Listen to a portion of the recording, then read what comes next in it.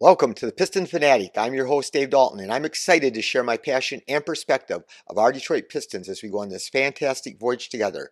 I've been a diehard Piston fan since the days of Dave Bing and Bob Lanier. I've also been the varsity basketball coach of a very successful program in northern Michigan. I want to thank each and every one of you so much for listening. I have so many loyal listeners. Please subscribe. I have 1,900 and some subscribers, and I want to get to 2,000, so please help me out.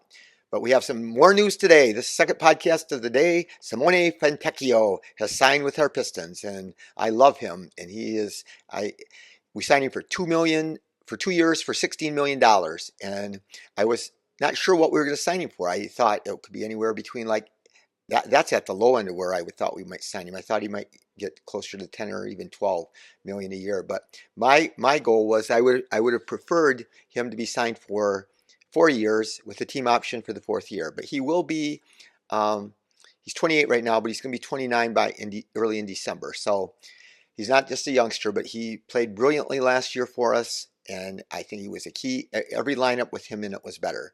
He just provided that shooting. He shot, he scored like 15 points a game and shot 42%, 42.6% on threes with the Pistons. And after the All-Star game, he shot 44% on threes, which was like the 10th best of all NBA players that shot quite a volume of three-point shots. So he did this real deal. But the thing that was really pleasant was he put the ball on the floor. He showed that. He showed some passing chops. And, you know, I listened to the people from the Jazz, and they said that they used him as their stopper sometime on defense. And when we saw him with the Pistons, it was only 16 games. He was a good, solid defender, and which was better than most of the players that we had. And so I think that he's a competitor. He rebounds pretty well, and I think he's a great addition to the team. We got him signed for 2 years at a really good price, I think. And so it's gonna be interesting because we have 12 players under standard deals, and we still have over $20 million left in cap space. So we're not done. We're going to see what happens. So um, he's 6'8", and he can play the three or the four. And he's only played 2 years in the NBA, and so he's really came on and played fast. And I do think that we got him for a real good number. And like I said, I was really fascinated to see what he would sign for.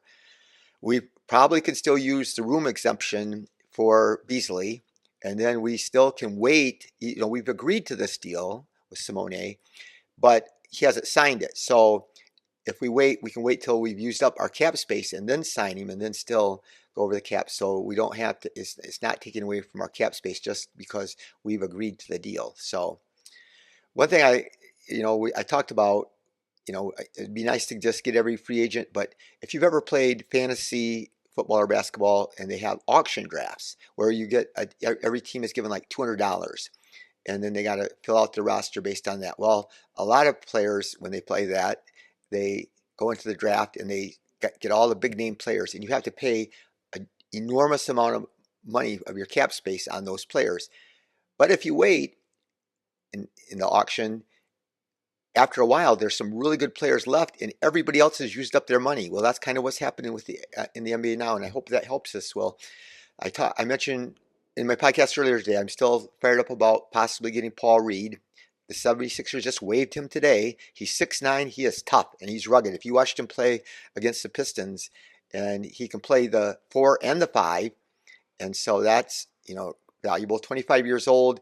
He played in all 82 games, so that's something.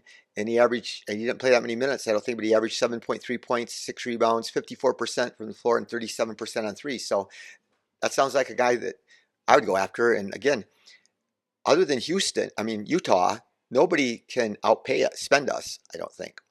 And same thing with Tyus Jones. I'm just shocked because he is such a great point guard, or at least a backup point guard. He would be one of the best. If he's a backup, he's going to be one of the best in the league. And he's only 28, and he averaged 12 points and 7.3 assists and shot 49% and 41% on threes.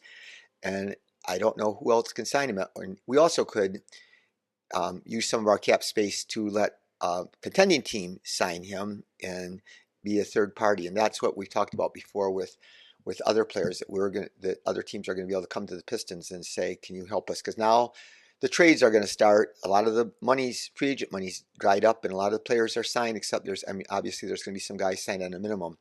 But like I said earlier today, we got Malik Beasley for a bargain because all the teams had used up their money that had money that were competitive teams and that were going to be in the playoffs. So I think that was a great pickup for us. So off season has been great. So I'm going to tell you, by far my biggest thing was getting rid of Monty, and we've done that.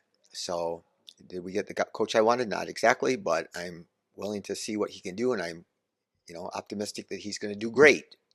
And getting rid of Troy, I think that Trajan Langdon is definitely an upgrade. So I think that's a real good move.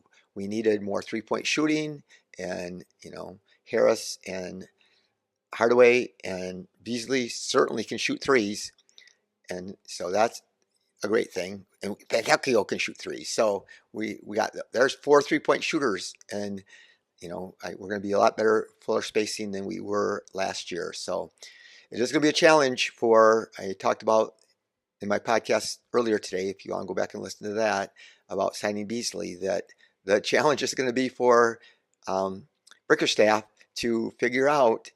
There might be some bickering on his staff over who to play, and it's just going to be hard because there's more guys. Like I said, we got 12 guys on standard contracts, and we're not done. I mean, obviously we could trade some people, but Summer League starts. We got our schedule. Starts July 13th, and we're playing the Sixers, and then July 15th the Rockets, July 16th the Bulls, the 19th the Knicks. And it'll be interesting. We're sure that, our second round pick, Bobby Klintman, and that was a good trade by Trajan to move up in the draft and just take on a player and that people that really didn't want for a low salary. And now we got to move up, and, maybe Klintman will end up helping us. But we signed this Dennis Jenkins to a 2-way contract, and he's 6'4" from St. John's. I think he was second team All Big East, but he's 15. Oh, he played for St. John's. He averaged 15 points, 5.4 assists, 45% from the floor, and 35% on threes. So I'm sure he'll be playing. My big question is Ausar going to play, and is Sasser going to play? We'll see who they have play out of that class. But a lot of times the guys play that are drafted the year before, at least a couple games. So going to be interesting. The odds came out for this is fascinating to me. It doesn't make sense to me, but there's some odds that for Rookie of the Year. So Sarr had the best odds of getting it. The second highest odds of winning it, Zach Edey. So that's fascinating. Third was the 17th player picked in the draft was Dalton Knecht. Fourth was Reed Sheppard, and he's good. We'll get to see him play probably in the summer league when we play the Rockets.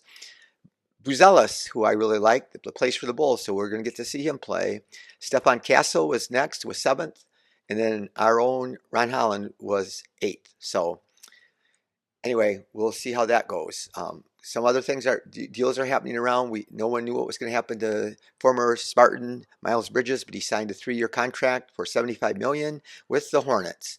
So there's no options, no team or player options in that deal. So that will be interesting. But yeah, I just wanted to jump on and talk to you about Fontecchio. I love that we signed him. We got him, I think, for a bargain price, especially if you compare it to Harris is going to make, $26 million a year, and Fontecchio is making $8 million a year. And obviously, don't start yelling at me because Tobias Harris has been a really, really good borderline all-star. He hasn't made it, but he could have easily made it. He's had years where he's averaged over 20 and shot 50% from the floor and 40% on threes and like 88% on free throws. So there's this thing in the NBA that the best shooters, they shoot 50%, and it's really rare for a guy to shoot over 50% from the floor, 40% on threes, and 90% on free throws. And there's just been a handful of guys over NBA history that have done that have scored 20 points a game,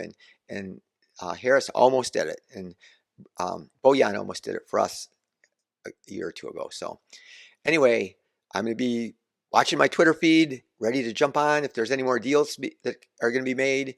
But I appreciate you listening. Again, remember, if you have a friend that likes the Pistons, please tell them about my podcast. I'm really excited. I'm really overwhelmed. I got asked to be on Three Championship Drive podcast. I got asked to be on a radio station out of Grand Rapids to talk about the Pistons, and I know it's because of your support and your help. But be the reason that somebody feels loved. And let's go Pistons. Keep it going.